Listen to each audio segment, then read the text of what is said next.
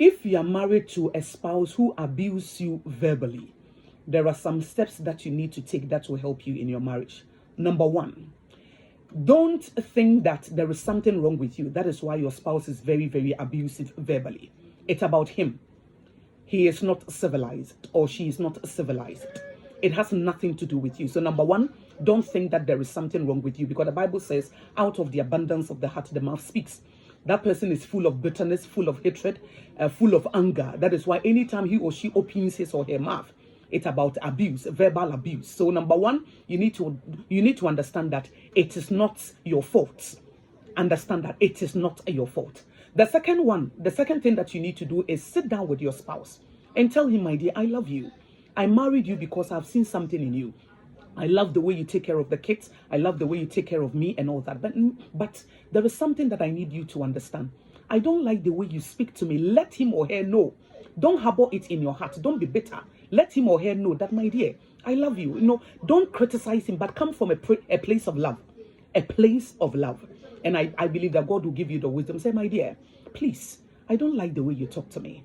So if you're angry, please control yourself, because I don't like it at all. You are making this marriage unpleasant for me. So let him or her know about his or her behavior that you don't like. Don't keep it in your heart. Open your mouth and let your spouse know that you don't like it. And then if he or she continues, the Bible says, in the multitude of counselors, there is safety. Find somebody that he or she respects. That is why you need to marry somebody who is under authority.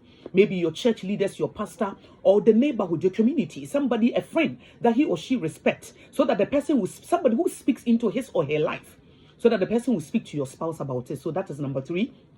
If after that it doesn't work, then my dear, you need to separate. You need to leave that environment, because if you are being abused, there has to be some separation. Not divorce, but separation. You need to leave that marital environment, because if you are married to somebody who is verbally abusive, my dear, it is very painful. Your self-esteem, everything about you will go down. So it's important and critical that you do that. And then when you read James chapter 1, verse 5, the Bible says, if anybody lacks wisdom, let him ask of me.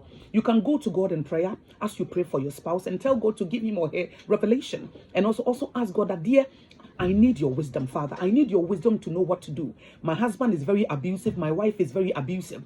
And if you ask God for wisdom, God will give you the wisdom that you need. But if you cannot separate, if you cannot leave that toxic environment, then make sure that whatever that triggers that insult, you avoid it. Even if you don't have to communicate with him or her, stop communicating with him or her. You need to respect yourself in your home.